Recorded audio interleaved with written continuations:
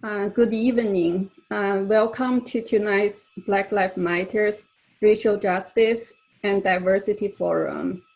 My name is Jianying Shi. I'm the current board chair of Acton-Chinese American Civic Society. First, I would like to thank Acton Town Manager John Maggioretti for co-organizing and co-hosting this forum. Thanks to all the panelists who joined our forum tonight, and thanks to all the Zoom audience who attend our meeting this evening. Before we start, let's move to the next slides. I would like to talk about some of the notes for the meeting. This is a Zoom meeting to better manage the meeting, so we muted everyone except for the speakers. We also only show the video of the speaker, so for us to better manage it. All the audience, you can use the Q&A box at the bottom of the Zoom to enter questions at any time. You can also be very specific and see which panelists you want to point the question to. The organizers will collect the questions and will be able to direct your question to the speakers and to answer.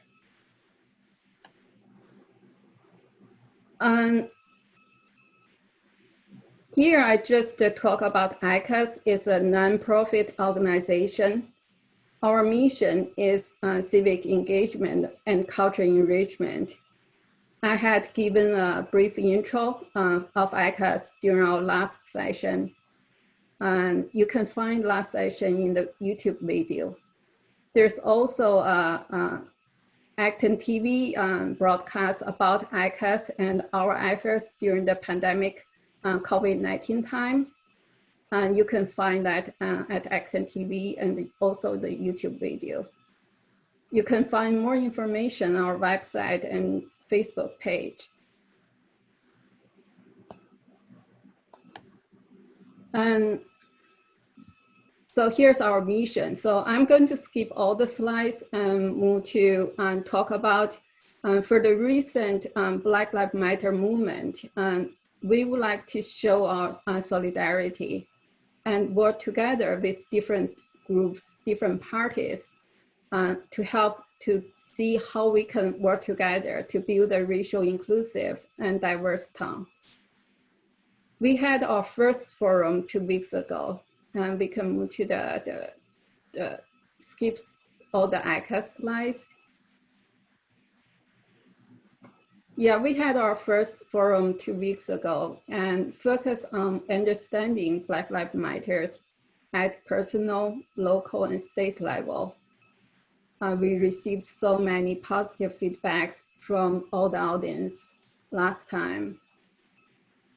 Today is our second forum. Next slide.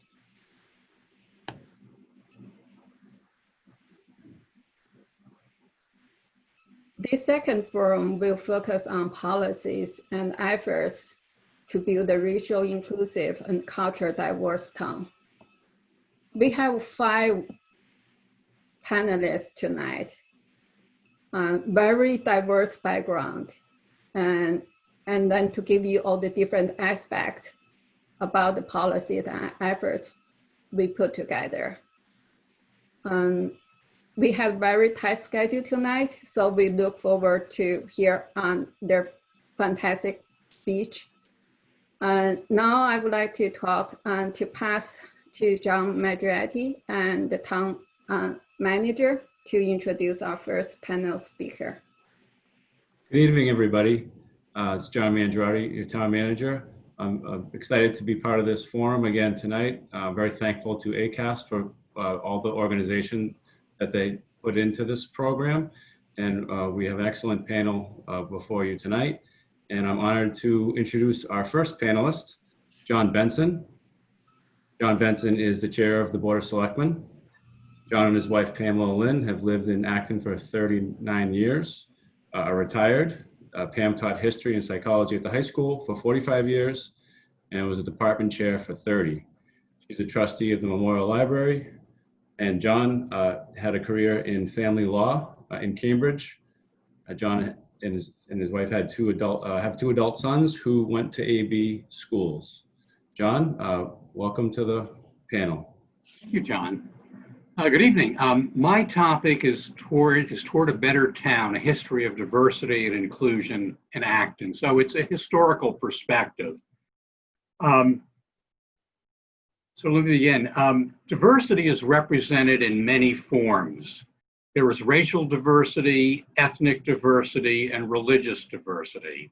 Racial, ethnic, and religious diversity are present in Acton. First, by way of historical background, Acton was once part of Concord. We were Concord's farm. In 1735, Acton was incorporated as a town. We have a special story. It's been said that the battle against British oppression began in Lexington, was fought in Concord by the men of Acton. On the morning of April 19, 1775, it was the citizen soldiers of Acton, led by 30-year-old Isaac Davis, who took on the strongest fighting force in the world. History notes the men of Concord stayed back, remaining safely atop the hill above Concord Bridge. Isaac Davis, Private Abner Hosmer, and Acton's drummer boy were killed that morning at Concord Bridge. Isaac Davis left a wife and 4 children. Mr. Davis, Mr. Hosmer, and the young boy are buried beneath the monument on our town common. And in 1861, it was another generation of Acton citizen soldiers, the Davis Blues, who were the first unit in the country to answer President Lincoln's call to end slavery and preserve the Union. For a small town, Acton has a unique place in American history in challenging colonialism and slavery. In 1960, Acton was a quiet, largely Protestant farm town of approximately 7,000. 2 roads changed the town's course, routes 128 and 495. The engineering and emerging high-tech companies brought first-generation engineers, many first in their family college graduates. These men and women understood the value of education. The new family supported a young school faculty who were willing to innovate on a limited budget. It was a very exciting time. Education became Acton's business. Rigorous academics, complemented by inspired athletics and extracurricular activities, became the rule. In addition to a top-notch school system, Acton was more affordable than Concord. Or put another way, a family can get more house for their money here. In the 1960s, St. Elizabeth's Parish grew and blossomed. Jack Tierney, a personal and confident individual and president of a Boston public relations firm, took a lay leadership role in St. Elizabeth's. Mr. Tierney's participation became town-wide when he was elected Acton's town moderator in the early 1970s. Recognizing the many young, talented people moving into town, Jack formed the Acton Human Resources Committee to recruit newcomers to participate in town government. Among the first individuals to be recruited was now 54-year resident Dick O'Brien, who was sent to the Acton Water District, where he continues to serve as moderator. Another early recruit was Don McKenzie, who succeeded Jack as town moderator after his death and went on to become our longest serving moderator. The dynamism of St. Elizabeth's Parish came about without the least bit of hostility from the Protestant community in town. Given the Protestant Reformation and the subsequent Catholic Counter-Reformation, with harsh divisions persisting for centuries, this was quite remarkable. Thinking back to 1960, the Democratic presidential nominee, Senator John F. Kennedy of Massachusetts, a Roman Catholic, felt compelled to appear before a convention of Protestant ministers in Houston, Texas, and assure intelligent people he would not take direction from the Pope. In the mid-1970s, there was a very small Jewish community in Acton. Religious services were held at the temple in Maynard. Again, it was high-tech jobs, Acton's excellent schools, and more house for the dollar than neighboring communities that brought young Jewish families to Acton. One 44-year resident explained to me the excitement in forming a Jewish community and reaching out and welcoming new members. Living in a young community was, quote, a defining moment. This resident described Acton as being, quote, an evolving community, and her love of being here and being part of the community. Assimilation and acceptance were not without difficulties. Developing awareness and sensitivity were necessary in not scheduling back-to-school nights on Yom Kippur, the most solemn day in the Jewish year, and excusing Jewish students from homework and tests on the high holidays. Overt acts of anti-Semitism did occur. During the construction of the Acton Synagogue in 1980, a swastika was painted on the foundation. Due to tragic anti-Semitic acts in other parts of the United States, a police presence is still considered necessary at Beth Elohim during the high holidays. And still we witness thoughtless acts such as the painting of a swastika on the basketball court by an AB student this year. The demographic composition of Acton has continued to change. In 2000, our Chinese and Indian communities were approximately 9% of the town's population.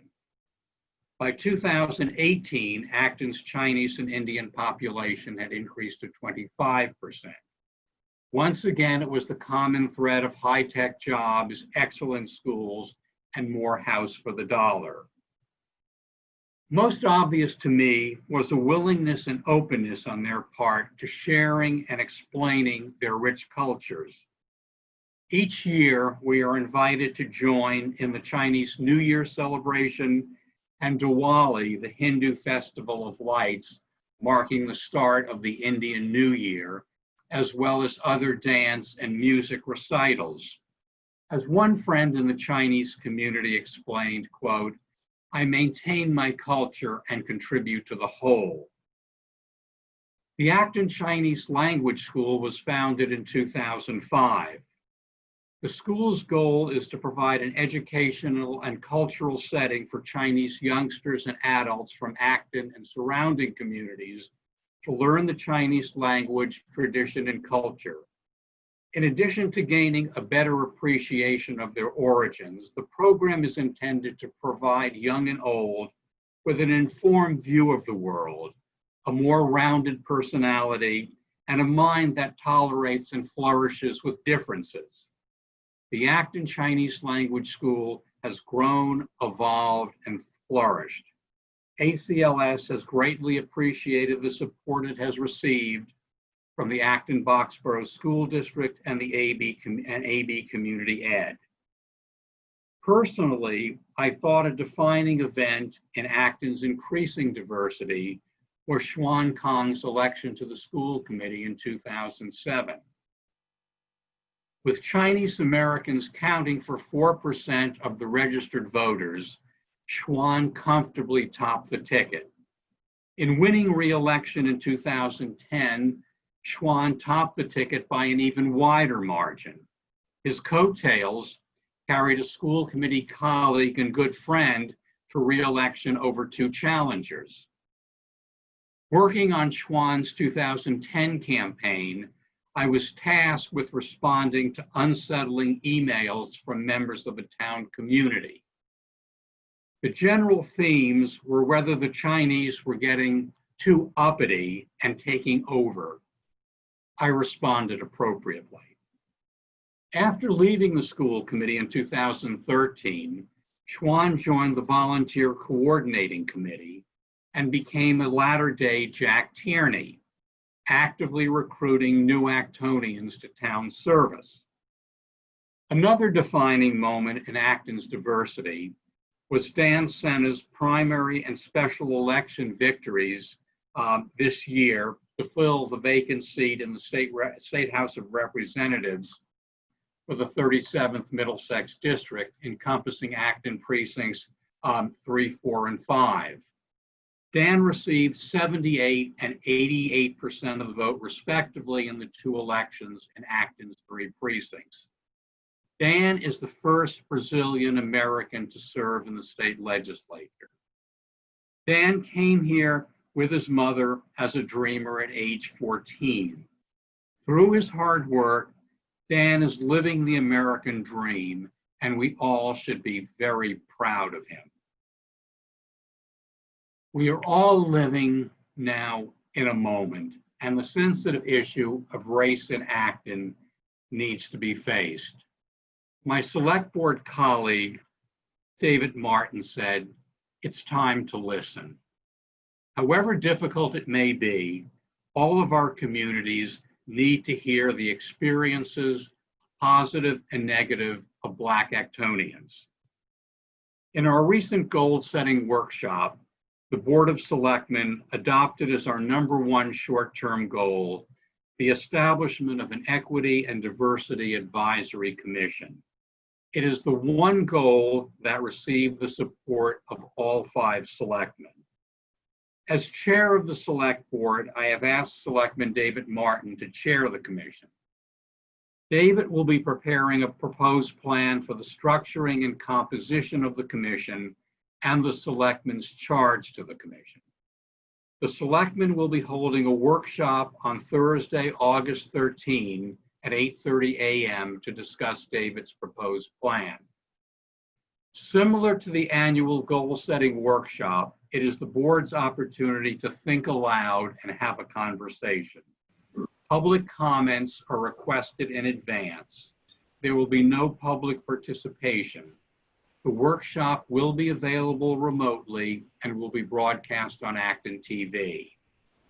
I wish to thank Don Wang and Jinying Shi and the Acton-Chinese American Civic Society for introducing and hosting these 2 critical forums. Thank you.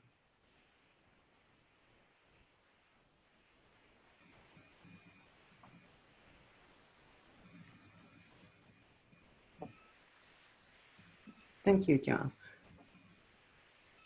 And before we continue, John, it seems that our Q&A couldn't be open. Could you take a look? Yeah. The picture on the right of the splits, the 2 pictures. These are groups of students from the 1973 yearbook. That was my wife's first year teaching here.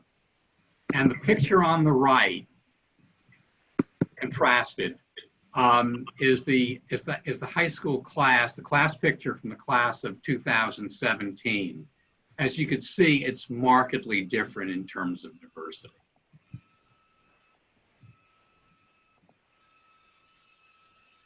'17 was her last year.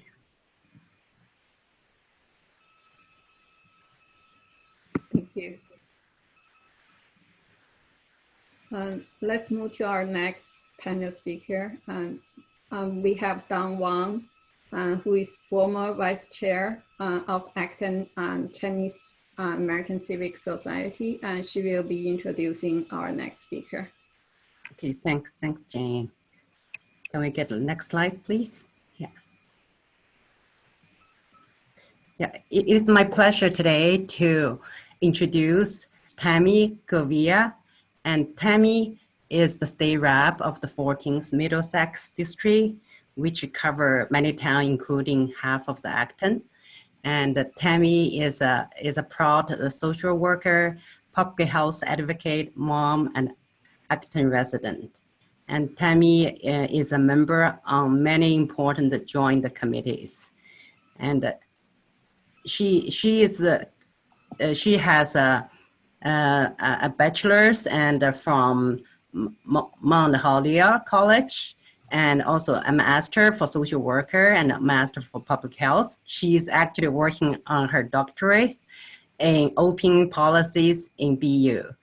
And in her 1 year and becoming state reps, she has filed 20 bills and covering many areas. During the COVID-19, she has been the leading voice for her districts and taking a real leadership in the prevention and the reopening for the community. So it is my pleasure to welcome Tammy, and thank you for spending time joining us tonight. Thank you so much, Dawn. Thank you to ACACS and the town and John Maserati. Really appreciate being here with well over 80 fellow Actonians. So thank you all for being here on this Wednesday evening. Rep Sena and I just wrapped up our final vote about half an hour ago, so we got in under the wire so that we could join you. So really glad to be here. I think, I appreciate, John, a lot of your comments and sort of bringing us back to the history, but I think it's really, really important that we also recognize that we are on Indigenous land, and that the men that you highlighted in your introduction were part of, a long history of colonialism and taking land from Indigenous people. And that's incredibly painful for a lot of people who live in the state of Massachusetts. For those of you who don't know, Massachusetts was and is an Indigenous tribe, continues to thrive in the state. And I filed a piece of legislation along with my colleague, Representative Elogardo, to ban the use of mascots in our state because they are still used in schools. There are still 40 schools in our state that use mascots that represent Indigenous populations. So I just want to highlight that because we are in this real major hotbed. I represent half of Acton and also all of Concord, which are really critical and important to the story of the founding of our country. But this land really goes back even, centuries well before that. And I think it's important to highlight that as well. So for those of you who don't know, I actually grew up in the city of Lowell. Lowell is a very diverse city. I grew up in the most diverse neighborhood in the city. And that really shapes a lot of how I think about the struggle that people have in integrating into our communities. I was a kid of the 80s growing up when there were refugees flooding Lowell, quite honestly, from Cambodia and Vietnam because of the wars that were going on. Many refugees that I went to school with who faced extreme discrimination, extreme xenophobia. And it was really painful for me as a child to watch that and to hear the commentary of the white adults around me and the things that they would say about my fellow students. And I went to Catholic school for 12 years. And I witnessed firsthand, folks who said that they cared about Jesus and the Bible and treating each other well. And then I was seeing a lot of discrimination hurled at people who I cared about, friendships that I developed, and people that I cared a lot about. And so that has always shaped me from a very, very early age. And I knew from a young age also that I wanted to be, and that I was deep down inside, committed to social and racial justice. So I went off after I graduated high school, I had 60 kids in my graduating class, so a very small, close-knit, in many ways, group of people, but I also saw a lot of challenges, and I'm going to talk a little bit about the parallels that I see between white supremacy in our society, white supremacy at the State House, and white supremacy in the experience that I had in growing up. But before I get to that, because I know the word white supremacy really scares a lot of people, and I think it's important that we debunk the myths around what white supremacy means. I will get to that in a little bit, but I want to tell you a little bit more about my story so that you understand where I'm kind of coming from. So I went to Mount Holyoke College, and because I had grown up in the city, I knew that I wanted to focus on policy making relative specifically to urban populations, because that was what spoke to me as a child who grew up in the city. I took the city bus to school, walked around the city all the time, and saw a lot of the challenges that folks who live in the city, who live in poverty, who live in dilapidated housing because they have no other places to go. I was really, impressed by that in my days at Mount Holyoke College. And so I studied politics, but I focused specifically on policy making. And I conducted an early study on environmental racism and environmental justice in the city of Lowell, and that was 1995. And I focused on what was the experience of particularly Asian women, particularly Cambodian women and their children living in housing where there was lead paint in the home, and the experience of Eastern and Western medicine and the needle that a lot of healthcare providers needed to thread and really learn quickly about how to ensure that we were protecting the health and the public health of the new families, the new immigrant population that was coming into the city. And so I did an internship with the Southeast Asian Lead Poisoning Prevention Program, really taking a close look at what I was learning in my research and what was really going on on the ground. And that also has really informed how I think about what's really important when legislating. So fast forward a little bit, as Don said in the introduction, I have a Master of Social Work, a Master of Public Health for BU, and I am working on my doctorate in Public Health. I defend in about 4 weeks, and I'm focused on opioid policies. And I will talk about that a little bit because it does relate to race and racism, and I think it's a really important story to tell. But one of the things that I think is really important to understand is that, first of all, public health is very different than healthcare. What I would say that we really have for a system is disease care. You go to the hospital or you go to your doctor when you're sick or not feeling well. Public health is about prevention. It's really squarely focused on creating health, generating health, and making sure that the conditions are in place so that people can be healthy and can live and thrive.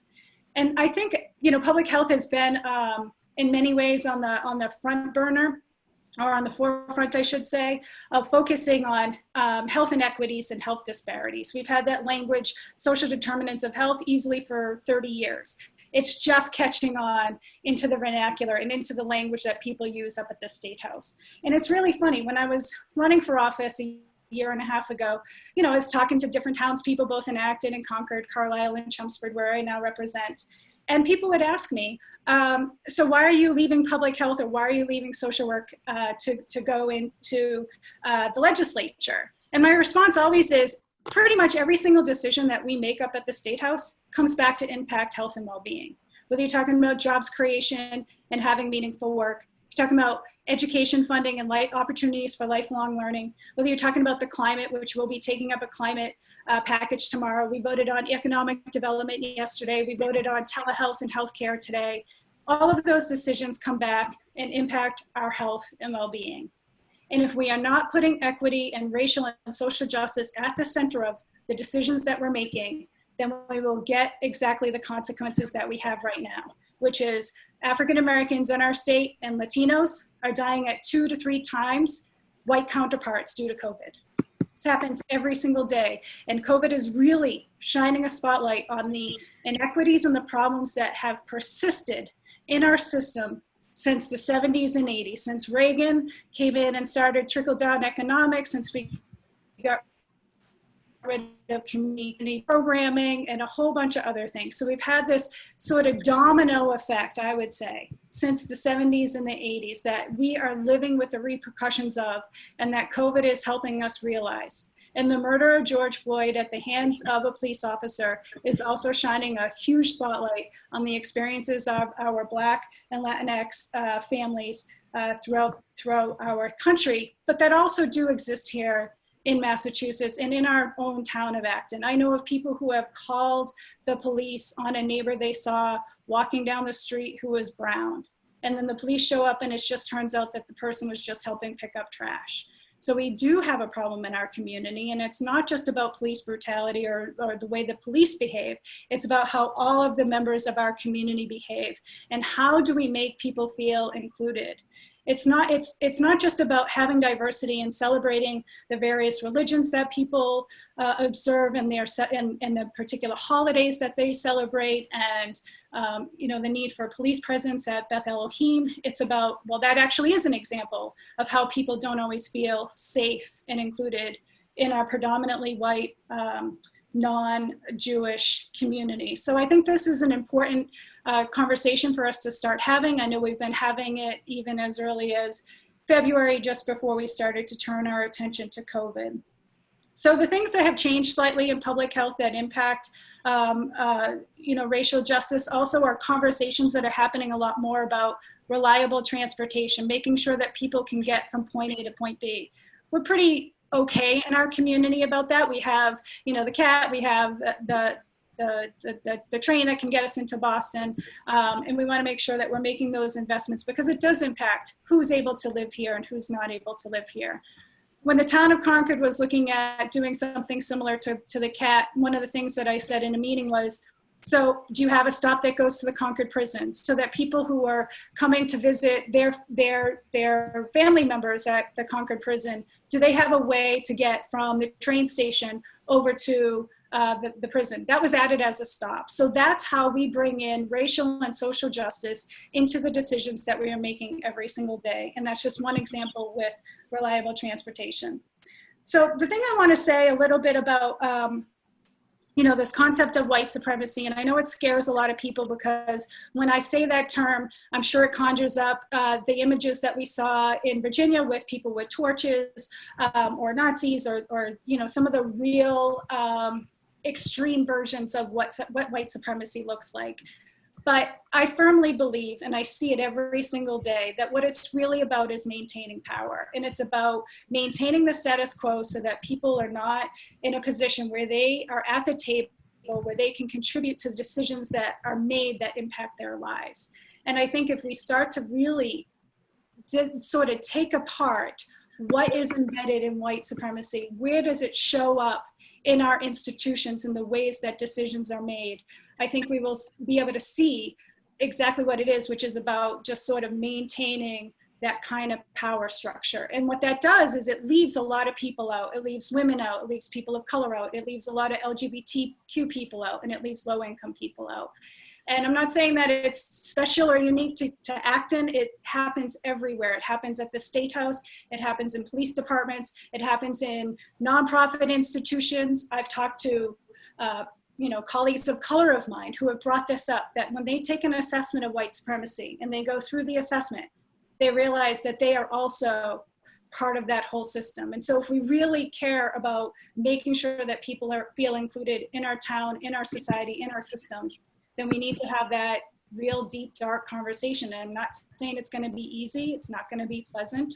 But if we really care about making sure that everybody has the opportunity to thrive in our community and can live healthy lives, and that everybody has equal access to healthcare, transportation, a clean environment, opportunities to experience leisure in their later years, then this is something that we have to look at. And that's the reason why I opened up with, we have to realize that we are on Indigenous land, and that our country really thrived because we exploited people of color, we exploited Indigenous populations, and we exploited Africans who we brought here through the slave trade. So those are the things that I just wanted to say connected to public health. I'm here to answer questions, and I appreciate all of you for being here and for being part of this conversation. Thank you.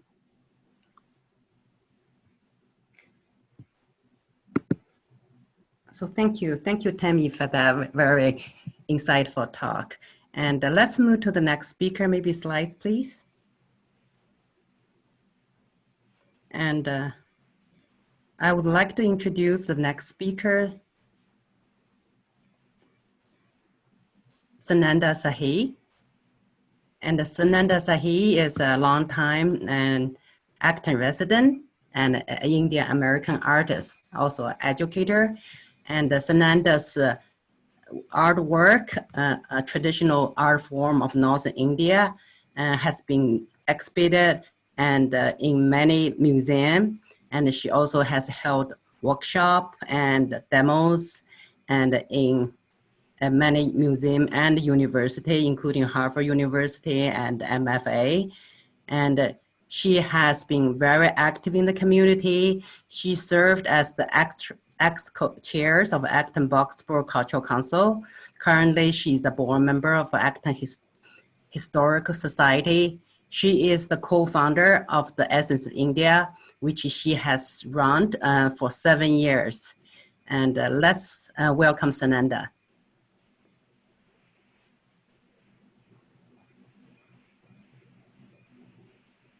Thanks, Sananda, Dawn.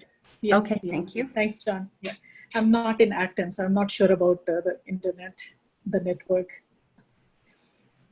Thank you so much for having me here tonight. I'm truly honored to be a part of this discussion on Black Lives Matter, racial justice and diversity with such esteemed speakers. Thank you so much, Town of Acton and Acton-Chinese American Civic Society for having me here.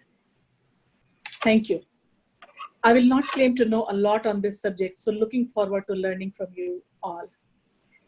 Couple of weeks back, I attended part 1 of this series and was totally blown away by the speakers. Each brought a different perspective of the Black community, and I learned so much from each one of them. As you already know, Acton is a very diverse town, but we have very few Black families here, and we need to think and explore why, and what can we do to change the situation. Our Indian American community believes in Vasudhaiva Kutumbakam, which literally means that the whole world is one community. But do we really live like one? As an immigrant, I understand that it is natural for distinct communities to bond together. We are all busy chasing the American dream through pursuit of education and career opportunities. We take it for granted that cultural integration will happen slowly and passively, perhaps through generations. But I have taken a different perspective. I started Essence of India and co-hosted for many years with the sole purpose of bringing diverse communities together. It was a free event. Everyone would enjoy without any burden on their pockets, and I was pleased to see that people responded with great warmth and energy. As much as we want to assimilate with the local culture, we also have a responsibility to share our finest traditions and histories. And because America is not a monoculture, but a true melting pot, we want to learn from all cultures, native as well as immigrant. When we actively remove the walls of ignorance that exist between communities, we are unified with bonds of respect and understanding, and are equal participants in shaping a future where all are treated fairly and have equal access to the American dream. Essence of India taught me many things. We learned from each other's culture, worked together, and grew richer through understanding and compassion. There was a deeper level of respect and sharing, simply because we understood each other better. This led me to seek broader inclusion in other activities too. When I retired from Acton-Boxborough Cultural Council last year, I left behind a well-represented and very diverse council, and I'm very proud of the fact. I was able to recruit youth volunteers from the high school to be our youth ambassador too as well. All voices were important for us to hear. More than 2 decades back, when I arrived in this country, it was Chicago. I did not recognize any races. Everyone I met was an American to me. My husband had joined the MBA program at U Chicago, and we lived in Hyde Park, a few blocks from his school. Everyone was an American for a while, till people began to warn us that we lived too close to a dangerous area, that we lived near a Black neighborhood and we were not safe. I could not understand this racial profiling. Why was being close to Black neighborhoods not safe? I could understand the difference between rich and poor. Coming from India, I was aware of the caste system and discrimination based on that. But discrimination because of skin color was a new concept to me. After 1 year, the only other MBA friend and his wife who lived in our building, they moved out from our building to live in a safer area. And we were again warned to move out by our well-wishers. We never had any incidents to complain about or found any reason to really feel scared. For us, people were just people. There was a small playground adjacent to the building, and everyone, regardless of their skin color, was a parent or a child. There was a post office next to our, close to our building, which nobody from this side used because it was considered unsafe. One day, just to check that out, I went there to mail something.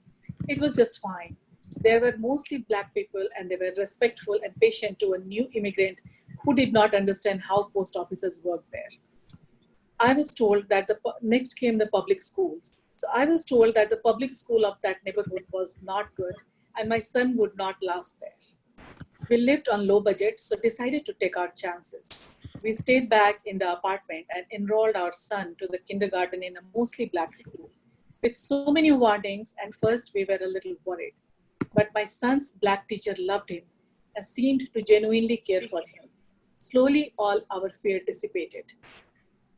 Fast forward to Massachusetts, first in Lexington and then in Acton, where I came across more African Americans, worked with them, interacted with them, and again found them equally educated, knowledgeable, and courteous, essentially just the same as everyone else. I came across people of all skin colors and cultures from all over the world in Massachusetts. I found them all very compassionate and kind. It makes me think again, why are we so fixated on skin colors? Or is it just a rule of human beings that we have to discriminate based on skin colors, immigration status, or religion? We have to discriminate based on our outer appearance. Why? And what can we do to change that? To me, the first step of the solution is communication. We need to live and talk together. We have to keep each other engaged through exchange, conversation, or whatever it takes. We need to interact with each other regularly if we want to live in a cohesive community. Those who live in the denial of racism, we need to educate them by engaging them more. During the first session, when Kira mentioned how she switched her English between her family and the outside world, I smiled. My kids who grew up here do the same thing all the time. And I never realized till my son's friend commented recently, I have never seen such a fast switch of language. Immigrants bring their own version of English and our kids keep switching in between all the time. I support what Kira suggested to do, more diverse representation in our school committees and other town committees. Our town and community has been welcoming to people from all walks of life, and to retain all beautiful shades, we all need to do more. Let's take one extra step towards one another if we truly want to grow as a community and create a better world. Thank you so much for having me here tonight. Thank you. Thank you, Sananda. And we have a few slides you provided with picture. Do you like to go through them? Sure, yeah. Okay, maybe John, let's go back to slides view. But these are the slides from Essence of India and my time in Acton-Box Cultural Council, where I try to include in Essence of India. So look at this is from Pakistan. This is Ireland, as you can see. This was an event, and I made friends forever, for life. Russia, all these people live in our town. We never realized. Cambodia, Bangladesh, and people were very excited to be part of this journey, the cultural journey. I think culture unites all of us. This is Hawaiian dance. Puerto Rico. This was, they tried to, this is from Nepal, Nepalese dance. I had not realized that Nepali people live in Acton until I looked around for them. So we have a good population from Nepal.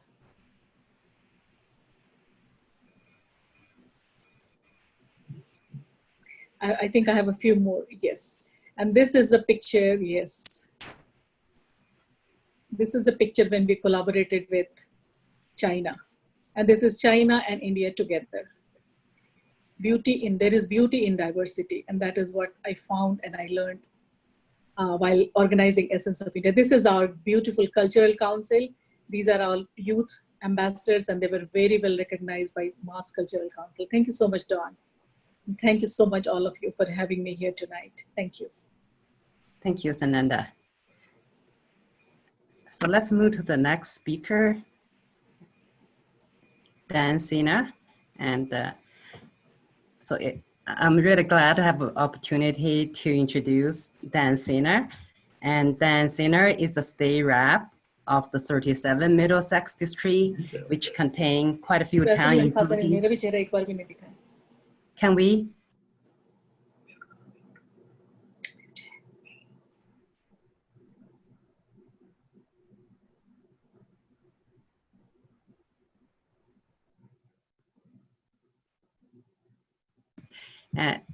She definitely represents American dream coming true. And she has been living, has migrated here. And I think John introduced some in his first talk, and with his mom early, and worked his own way up, and graduated from UMass. And he worked with Jimmy Aldrich, state senate, for 6 years. And most recently, he became the first Brazilian immigrant to serve the state legislature in America. And we believe he's the first people of color and in Massachusetts in state rep positions. And he is 5-6 years resident in Acton, and his talk today is going to be on racial wealth inequality and criminal justice disparity in Massachusetts. And we're glad to have him here, and welcome, Dan. For that. We think I have 2 slides, 3 slides from you. Yeah, I do. And I wanted to just thank John Benson for his warm remarks. Thank you, John, for your introduction. Also, good to see the town manager here, and Tammy as well. As you know, I've been elected now with the special election after Rep. Benson resigned, and I moved to Acton in 2001 when I was 14. Graduated from Acton-Boxborough in 2006. From there, went to Middlesex Community College, then UMass Amherst, where I got a degree in political science, and became a Senator Eldridge District Director after that. So that's where I think I received a lot of experience to be able to run for this position and be able to represent the people in the district. And I just wanted to talk a little bit about, wealth and how, it plays a role in so many issues that we discuss. And I hope that when we are debating at the State House that I can do whatever I can to make sure we are bringing that gap, down. So I'll share with you some data that I have.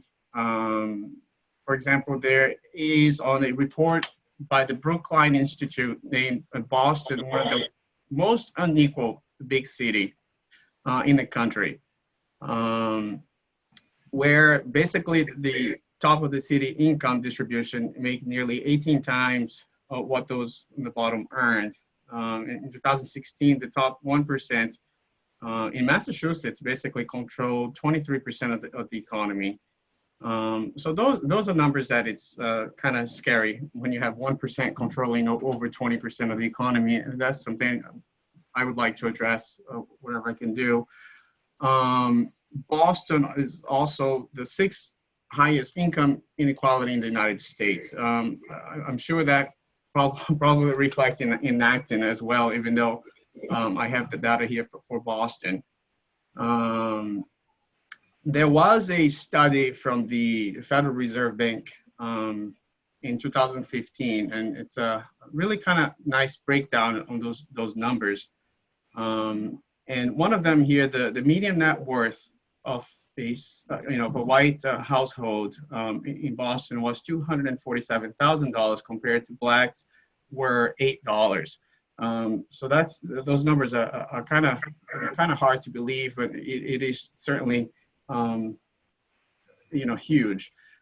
Also, they did a breakdown in terms of who has, for example, a checking account, who did not, for example. So basically, 7% of whites did not have a checking account compared to 25% of U.S.-born blacks.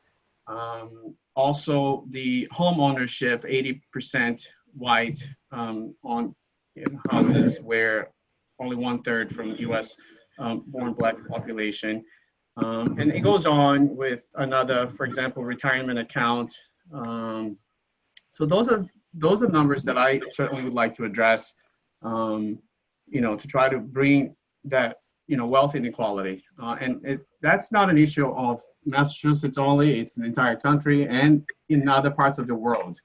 We see that disparity, unfortunately, just growing. when you analyze wealth and incarceration rate and also race, I think that certainly everything plays a role into the system. I'll share with the number here. In 2016, incarceration rate with 100,000 people in Massachusetts, 81 were white and 607 were blacks, and Hispanics were 351. I don't have the data for the Asians population here, but certainly would like to see that as well. We at the legislature just passed a police reform bill, and I think that's certainly we're moving forward and trying to minimize some of those numbers. Also, the Work Family Mobility Act to provide driver's license for undocumented immigrants here in the Commonwealth. That's something that I've been working because if you think about it, it's also a public health issue, given that a lot of families who rely on public transportation and now can't drive, or they are driving without a license. So that's something that I wanted to address at the State House. And I've worked with some of my legislature colleagues to see if we could get it before the 31st, but unfortunately it might not happen. Hopefully in the fall when we come back. So those are some of the issues that I've been working on. Also a member of the Black and Latino Caucus. So we're a member of 14 at the State House. There's 160 of us. 14 being Black and Latino. It looks like only 6 Asian. So if you look at that, that's already basically 12% or 12.5% of representation. So we have work to do. And I just want to thank Dawn for the time and opportunity to speak with you here tonight. And I will take some questions at the end. So thank you, Dawn. Thank you, Dan. If you want to show my slides, I think there are 2 more slides you included. Maybe you can just. Yeah, the first one. So that's the income inequality from the Boston Institute. So basically, was that from the Federal Reserve Bank of Boston? Those data. Okay. And the next one was kind of just showing the rates on incarceration among Blacks, and then the one on the right, I think, was Latino or Hispanics.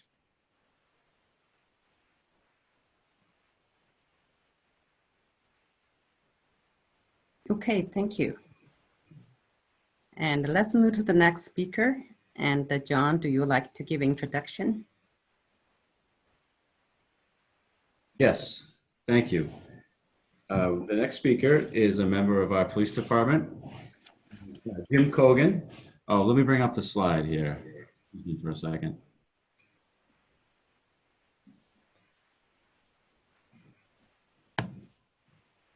So, Deputy Chief Jim Cogan joined the department 30 years ago. He's been the Deputy Chief since 2017. He has a master's degree in criminal justice. He graduated from the FBI National Academy. He's married and lived in town for 25 years and raised children that went through the AV school system. And he's doing a great job as our Deputy Chief. And it's my pleasure to welcome him as one of our panelists tonight. Deputy?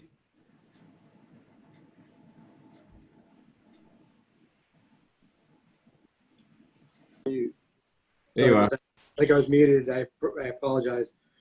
Thanks for that introduction, John. I appreciate it very much. If you could just go to my first slide, please. I think it's back one there. There you go. Thank you very much. And good evening, everyone. And thank you for inviting the Acton Police Department to be part of this important conversation. My name is Jim Cogan. I'm the Deputy Police Chief. I have served in this position for just over 3 years and have been with the department for more than 30 years. Prior to my promotion to Deputy Chief, I held the positions of Lieutenant, Sergeant, and Patrol Officer.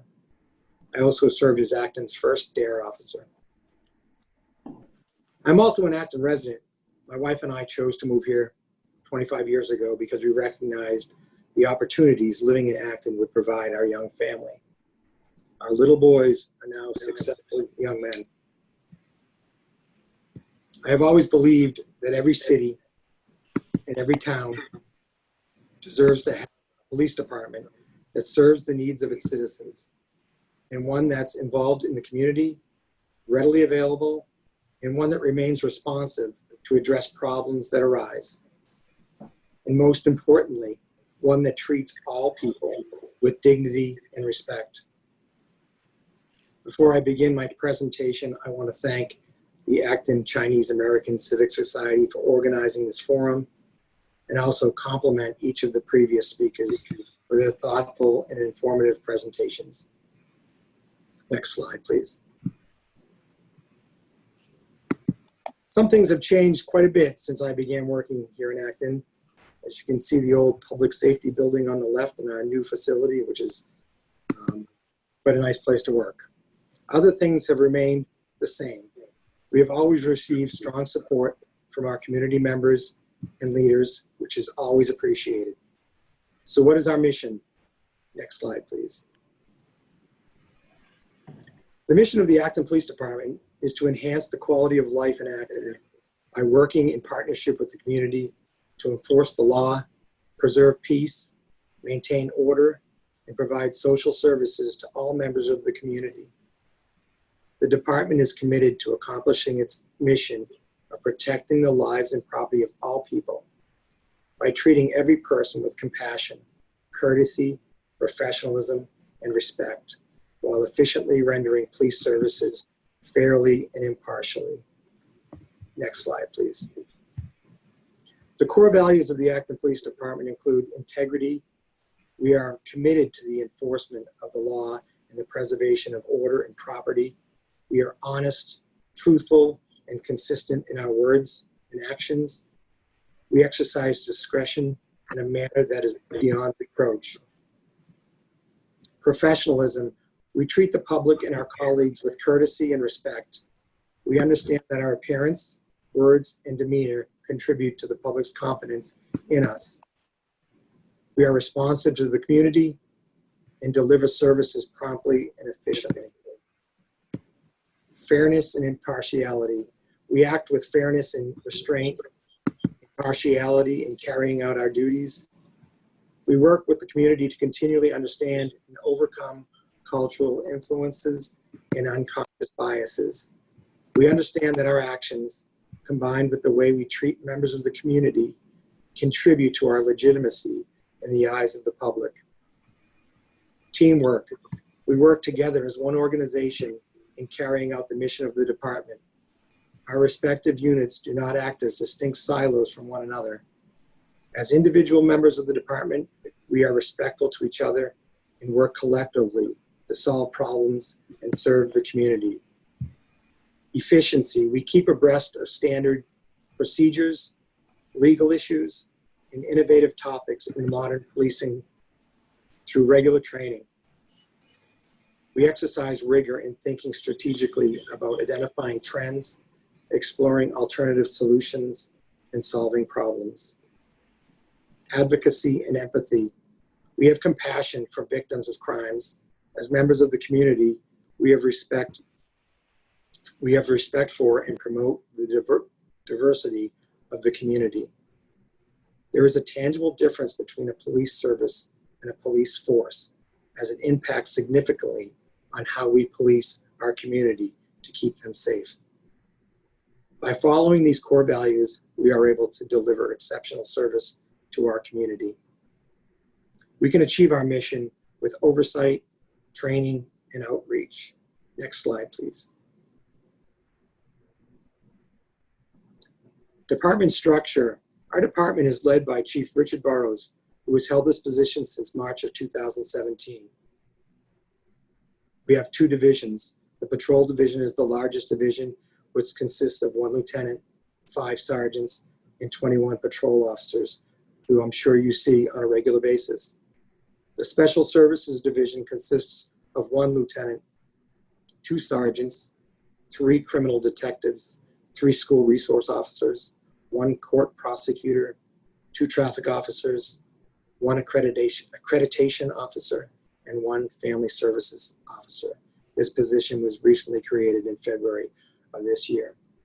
The Dispatch Communication Center also falls under the Special Services Division, consisting of 1 dispatch supervisor and currently 9 dispatchers. Next slide, please. These are some of the dedicated people who serve to accomplish our mission.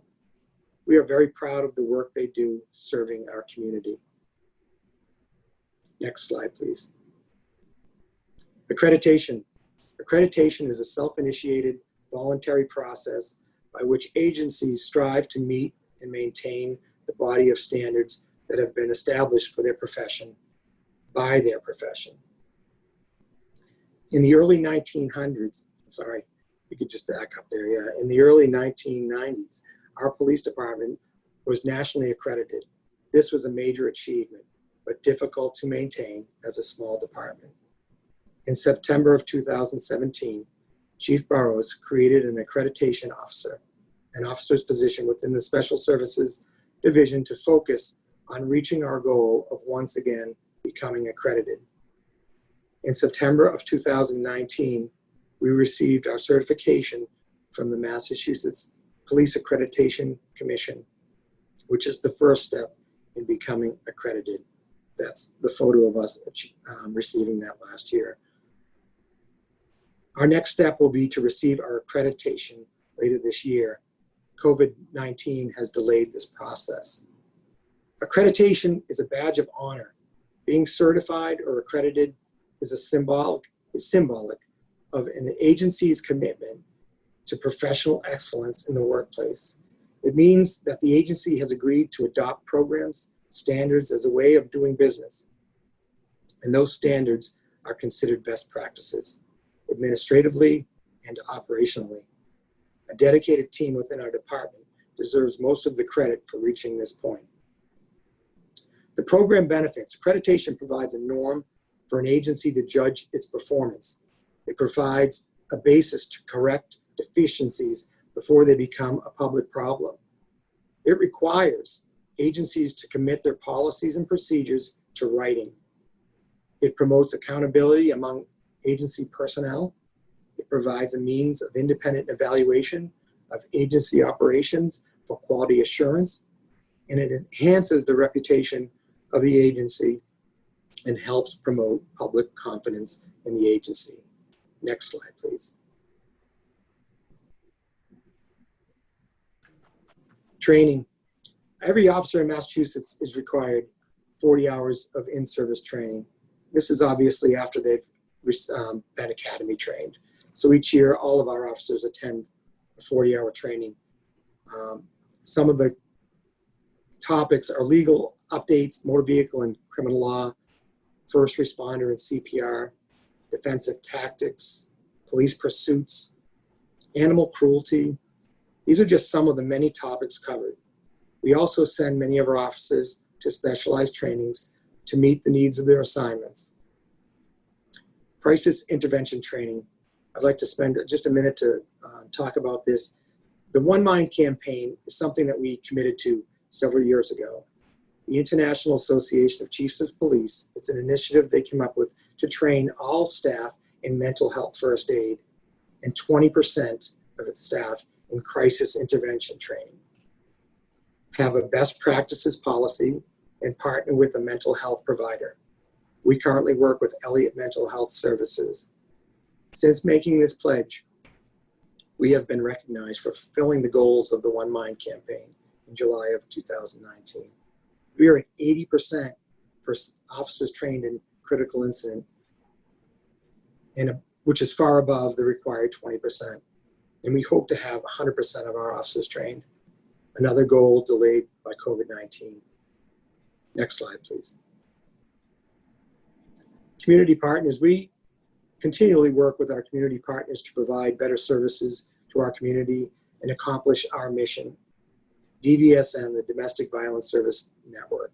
We refer domestic violence cases for follow-up on a regular basis. Many of our officers have also attended a 40-hour advocate training to better respond to calls of domestic violence. Sadly, many of our residents are familiar with this issue. Jail Diversion Program, a grant-based program with a clinician who co-responds and follows up on mental health and substance use calls. Our family service officer works closely with our clinician.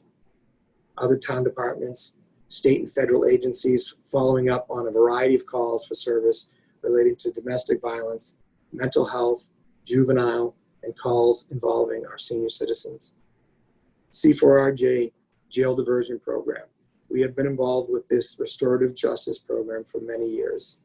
Next slide, please.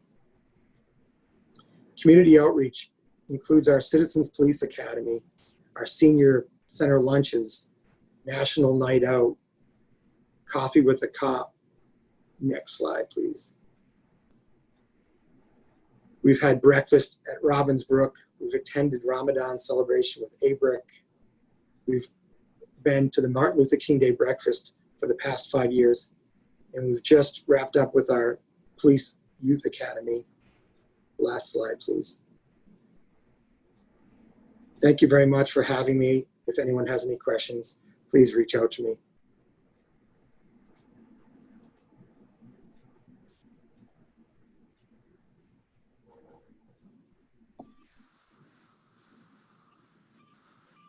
Great job, Deputy. Thank you. Thank you.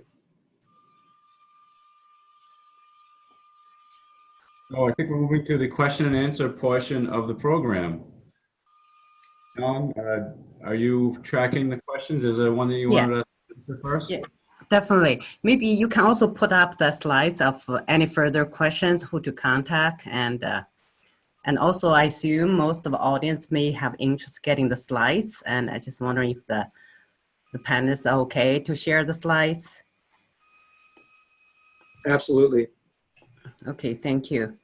And now we have about 22 minutes for the question and answer. And sorry for running slightly late. And please feel free to send in your questions on the QA box. And the first question, actually there's 3 parts, and Tammy actually like to answer this. Maybe I can pass to Tammy on this. You can read out the question, Tammy, maybe? I don't know if the audience can see this. Sure, I can read it. Thank you. And thank you to everybody who has been panelists here. It's really great to hear all your stories and your perspectives and to hear more of the mission of the police department. So Jim Snyder-Grant, who's one of our select board members, asks or makes a statement that this was Nipmuc Indian territory before European settlers. And in the 17th century, some lived in the so-called Neshoba Praying Indian village, which overlapped present-day Acton and Littleton. And for some folks who don't know, but we actually do have some native First Nation artifacts in some of our conservation areas over near, I think it's the pencil factory over in Wheeler, that particular conservation area. It's pretty interesting and you can read some of the stories there. So that's not so much a question, but a statement. And then Jim also goes on to say in the early 18th century, some slaves lived in Acton, owned by white Acton residents. It's been a challenge to find the exact numbers or names. I'm not as familiar with that, but thank you for highlighting that, Jim. And then the third thing he says is in the post-World War II period, when Acton grew so quickly, the FHA and the VA, so the Federal Housing Authority and the Veterans Administration would not give loans to Black families. So the GI Bill that helped grow the suburbs was not open to returning Black GIs. The federal housing policy that Jim is referring to here also stipulated specifically in deeds, some of which continue to this day in the state of Massachusetts, but also certainly across the country, that you could not integrate. If you were holding a deed or selling a house, you could not sell to a Black family because that meant that housing area, that development would then become integrated. So federal housing policy has really driven a lot of the segregation that the country has experienced. And then if we sort of fast forward to where we are right now with education policy, you know, so much of what continues to drive decisions that families make has to do with, you know, making sure that their kids go to good schools, right? That's why we're here in this great town of Acton, but so our kids could go to really top-notch schools. But not all communities, not all families, I should say, have access to the same resources that we necessarily have here in Acton. And a lot of that was really laid, the foundation of that was really laid down by policies, racist policies, systemic policies that were embedded within federal guidelines. And that's where where we got redlining and banks, you know, refusing to provide a loan to people of color, black families in particular, and said, no, you can't live in this suburb. You can buy a house on the outskirts, which is why a lot of African Americans live in urban populations. It was by design. It's not a brand new thing that happened. Dawn? All right. Dawn, Yes. may I just follow on that? Sure. I mean, yeah. Actually, the injustices that Tammy speaks to post-World War II, it had gone on for decades before that. And Jim, I would commend to you, the really good book to read is a 2017 book by Richard Rothstein, The Color of Law, A Forgotten History of How Our Government Segregated America. And he details decades of federal housing policies affecting the disparate accumulation of wealth in America. Basically, housing benefits that were provided for white people and the same benefits were not provided for black people. But it's a very powerful and a very condemning book. It's a really good read, about 200 pages. Pick it up. And if I might, it also connects with what Rep. Sena was saying and describing about intergenerational wealth. Because without the, white families were able to go and buy small capes or small houses with the GI Bill that was not afforded to black folks who served in our military. And so that's what really spurned a lot of the development in the wealth generation in our country as well. So when Rep. Sena highlights the fact that African Americans in the state of Massachusetts have $8 in savings and wealth compared to white families, and then you really play that out, it's a huge disparity. And Kara Cook, who's a member of the select board, want to give her a shout out. She was on a panel that I had about a week and a half ago, really talking about the fact that for a lot of African American families and Latinx families, there's not an opportunity to rest later in life. And when I think about oftentimes, what does wealth generation equate to? It means that white families oftentimes are leaving an inheritance to their grandchildren and their children. And that is not the case of a lot of African American and Latinx families in our state.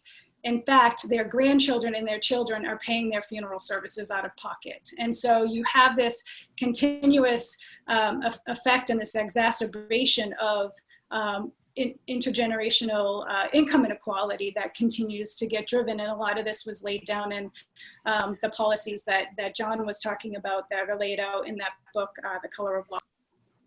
Okay, thank you. Thank you, Tammy and John, for answering this. And the next actually is more comments about the cross Acton-Transit. I guess it's a crosstown service, it's free to residents. And right now it's not running. I don't know if there's particular concern about it, but that's an excellent service we had. I know Franny and many work on that to make that happen.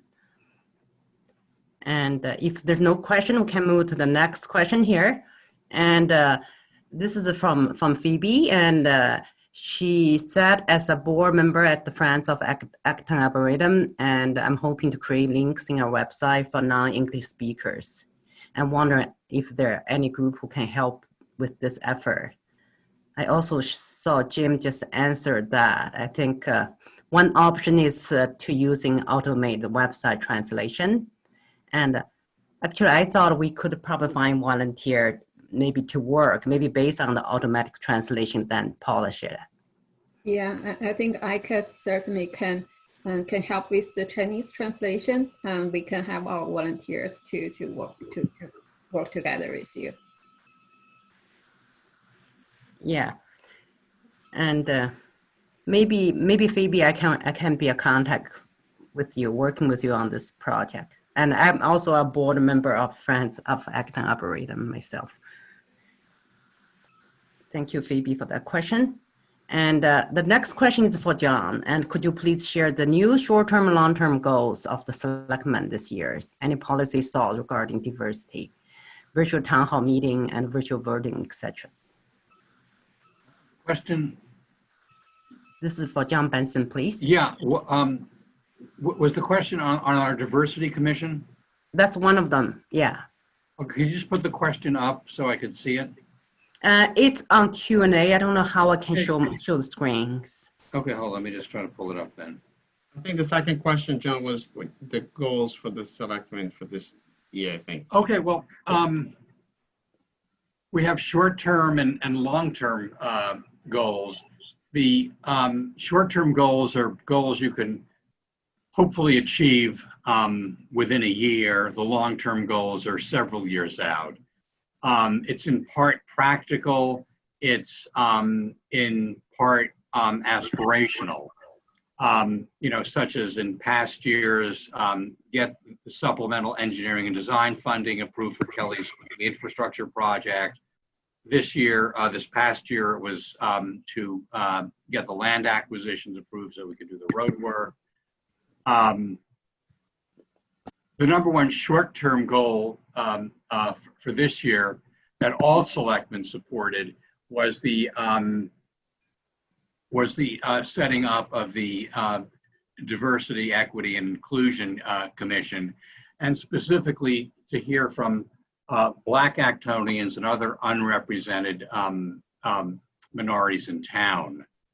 And as I said in my remarks, the selectmen were going to have a workshop on Thursday, August 13, to hopefully put that together. I've asked David Martin to chair the commission to come up with a proposal for creating, structuring, and the composition of the commission, as well as the charge. And we hope to take that up, and we're soliciting citizen input, on that. Another goal, short-term goal that we said, and it was a combination of things relating to the police department. I think it represented comments from Jim Snyder Grant, Dean Charter, and myself. The part that I was particularly pushing was the police have to get out and have an outreach effort to explain to the community, much like Jim started tonight, exactly what it is the police in town do, how are they trained, how has policing changed over the last 20 years, how has their training changed. In 2019, there were 30,000 calls to the police for assistance. 30,000, that's more than one per resident. And it's a whole host of things that they're called to do. And these calls don't come in by appointment. They come in on an as-needs basis. So if you got a call at 9 o'clock, there's a domestic disturbance, you've got to move on that quickly because that can get out of hand very fast. And they come in all hours of the day. I've recommended to my selectmen colleagues something that I did when I was first elected in 2018. I did a drive-along. I spent from 3 o'clock in the afternoon to 11 at night on a Friday with two different police officers sitting in the patrol car with them, and exactly what they did. And it was very interesting. I think as we deal with police, and I think we have to keep an open mind about this. Policing at Acton is a world apart, from the inner city. I mean, what's in the inner city is sad. That's not things we see, out here. And we live a very, different life that we should all be very mindful of. An additional part of the police goal is what Dean Charter talked about, is saying, let's level fund, the police.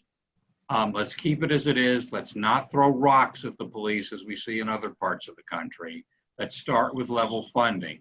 Jim Snyder Grant's position was, let's conduct a study and see whether policing should be reimagined in town. That's a now popular word. But I think before you could start reimagining what police do, our police department really has to undertake a community effort to explain what it is that they do. Because until you understand really what it is that they do and the issues and problems they confront daily, you can't reimagine the police. Our younger son lives in Brookline, and they've gone through a host of issues about reimagining the police. And one of the things, well, social workers can do the work of policemen. And they say on many instances, social workers join with the police in going, and responding to a call. Unfortunately, social workers' days ends at 5 o'clock. What happens, at 11, 12, 1, 2, 3 in the morning. And it's a range of circumstances that I'm very surprised that I learn about. And I think many of you would be surprised as well. So it's a complicated set of issues. And I think as a town, as a select board, we're dealing with this very responsibly. Dealing with the police on one side, explaining what it is that they do, not throwing rocks at the police, recognizing that our policing is a world apart from what goes on in the inner city. And at the same time, having our diversity commission to hear from Black Actonians, their positive and negative experiences in town. That's going to be a hard discussion. I think we all have to be part of that and really, listen up carefully, and we'll move forward with that. So it's a very exciting time. Thank you, John. Okay, that's a good answers here, and we just like to move on. There's still kind of few questions here, and I'd like to raise a couple of questions just related to the topic you just mentioned. And this is one question from Vivian and to Jim. And would you prefer have a full-time mental health professional as part of the police force rather than having police officer trained in mental health? I think we would like to have mental health professionals to work with us, not to replace us. We now have a shared mental health worker, which we share with 9 other towns.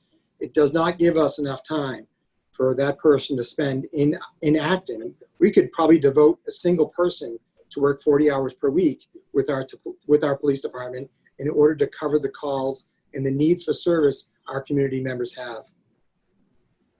Okay, thank you. I guess we need to have kind of allocate new funds for that, right? I think. I'm sorry, I didn't answer. If we need to add a mental health professional as a town staff, I think we have to discuss this. Yeah. Yes, I think it would be something we would be in favor of, to add an additional staff member to our department on a full-time basis in order to help with the response to mental health calls. Again, our officers, many of our officers, are very well trained in handling these calls, and they do a fantastic job day in and day out. And it seems they've handled numbers of these calls prior to COVID, and after COVID, the number has drastically increased. We are dealing with many, many people who are suffering from severe problems that they need help with. And we can't provide all that help. We can initially arrive and try to work with them to try to point them in the right direction, but they need follow-up from someone that is trained, much more trained than a police officer. But okay. the initial response when there's a heated argument or someone that's out of control and may have a weapon or knife or something like that, a social worker has no place responding there. Okay. Yeah, thank you for the answer here. And I also like to move the next question for Tammy. I think that's a very important question for all of us from the health policy perspective. And in your opinion, what state of Massachusetts could do better to control the pandemics? That's a really big question. I think it's what's challenging is seeing that today we are up to over 300 positive cases in the state of Massachusetts. We're trying to continue to ramp up our testing. I think the biggest thing is for folks like me and for Rep. Sena, and I know that Senator Eldridge is here, or at least he was here, and for electeds to really be pushing the state as well as at the local level, but certainly at the state, to make sure that we're addressing all of the issues that have a ripple effect on our communities of color in particular and our urban environments, the ones that are hit hardest by the COVID epidemic. I don't think there's a whole lot more we can do to necessarily, quote unquote, control the pandemic. I think continue to maintain physical distancing, wear your mask when you go out, you know, I'm not sure if a second wave is coming or not, but I think it's, you know, critically important that we continue to work together to make sure that we're not spreading the virus. You know, it'll be interesting to see what happens when some of our kids are going back to school. We did shut down our schools earlier than a lot of other states, and we didn't see necessarily the same numbers of infection rate that we see in other states going on, because they've refused to close and they have pulled their kids, they have not pulled their kids out of school or out of activities like we did. I'll be honest, I brought my son to pediatrician today because he has a sore throat, not related to COVID, probably strep throat or something like that. And what he said was that, you know, they are finding that kids have had COVID. They have the antibodies in their system, but they never had the actual symptoms. So I think we'll continue to see the science roll on as we kind of go along. But I think, you know, we've been relatively fortunate in the state of Massachusetts. I do think that we did some steps, perhaps opening a little bit too quickly. I stayed hunkered down longer than some other folks. I think that's important that we continue to really work to protect public health, and that means all of us kind of doing that together and communicating about what we're seeing and hearing. So that's what I would say is the best thing that we can do. We can't control it, and we know that we have a challenging person at 1600 Penn Ave that's really making this situation a lot worse than it needs to be. Okay, thank you. Yeah, we still have quite a few questions, so I might have to select a few and just giving the time. And one question is, if someone felt they were discriminated against, you know, or mistreated when looking for housing, shopping, or doing business in town, what can they do? Who to report it to, and or to get help? This was discrimination, shopping in stores? Shopping or housing or doing business. Let us know immediately. Get in touch with the manager or me as chair. I want to know that immediately. So does John. Okay. Let us know. All right. It could also, I don't want to interrupt, but it could also be reported to the police department. We could certainly talk to someone and take an initial report, find out what occurred, and pass it along to the proper authorities. Okay, thank you. That's good. And that's a good answer. And I have a next question I thought is very important. It's regarding the basic collaborations and among different organizations. And this is coming from Accent Box for United Way. And definitely, and they want to know how the towns, the police force can working together on racial justice. Actually, another question also talking on how police can work with other racial justice group. I think some collaboration and dialogue may be really helpful.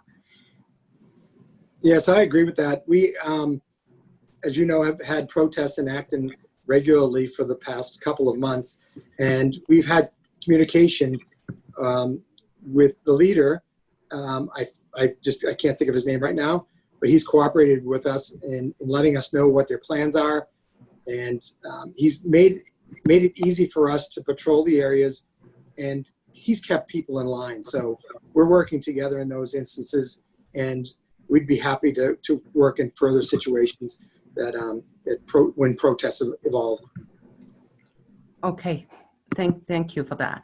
I think I'd like to raise the last question there. Actually, it's one of the harder ones for us too, and it's on basically the white supremacy and the racists in town. And one suggestion is about education and how we can better educate the town staff and also the school staff, just as a whole to the town residents. How can we do better jointly? I consider this event, a forum, definitely is a very good start, but what other thing we can do together? Anyone can add to it? So I would personally love to hear from Rep. Sena and Sunanda, because we haven't heard from them in a little bit. I'm just kind of curious what you all think about this question in particular. Not to put you on the spot, but realizing we haven't heard from our panelists of color much. I think what Sunanda is doing, I think that's a great way to educate individuals about different cultures. I think if we have more of that, you know, we're, I think, kind of learning from each other by doing that. So that's one step. For me, for example, I think when I came to Acton Boxborough, it was very tough in the beginning because when I came with not speaking English, a different culture, 14, I found maybe about 5 other Brazilians that were in the high school at that time. So, you know, we kind of, you know, bonded at the beginning, but then it's like, if you really want to learn the language, you need to, you know, try to integrate with other communities. So, I mean, I think it really just kind of, you know, learning from each other in terms of culture, different, you know, languages. I hope that the high school can teach Portuguese at some point. I know they have all kinds of language, but not Portuguese. I'll correct you if I'm wrong. But that, yeah, so I think that's what I would say, Tammy. Representative Gouveia, I should say. You can call me Tammy. Okay, thank you, Dan. And I think that's concluding our Q&A. Sorry, we couldn't get every single ones, but we covered the most relevant and most kind of try to cover as much as we possible. And there's one comment on the CAD service and by Franny. Basically, I think on demand basis, you can still call town to get the transit, almost like taxi services. She provided a phone number there. I guess you can find that on website. So with that, I think I'd like to thank everybody, all the speakers, all the attendees for joining today's sessions. And this is definitely very constructive dialogue, and we definitely like to continue it and in various form and shape. And I think the COVID-19 actually provide us the chance to talk visually. Actually, this is becoming more of an effective tool for all of us. And I'd like to pass this to John. Do you have any, Jane, you have any closing comments here? John, do you have any comments? Just to thank you, and I think that one of the questions asked about what we can do, and I think events like this that your leadership, ACACS' leadership, really brought forward, and I think having this dialogue today and a few weeks ago is a great start to creating a higher level of understanding for all of our members of our community about issues of race that many have suffered from in the past and are still suffering today. And having venues like this and other dialogue opportunities will be important as we continue to move forward. And I look forward to the work that the Board of Selectmen are undertaking to look at a diversity commission. I think that'll provide a good venue for continued dialogue and conversation. Thanks for doing this. Thanks for being here. Yeah, thank you everyone for joining the forum tonight, and thank you for all the panelists. A wonderful evening and really wonderful speaking presentation tonight. So we'll continue our efforts and dialogue, looking forward to collaborating with all the parties. Also, I would like to invite everyone to join ACACS. And some people ask, do you need to be Chinese American to join ACACS? No. So anyone who share our mission can join us and work with us. Thank you very much, everyone, and have a wonderful and the rest of the evening.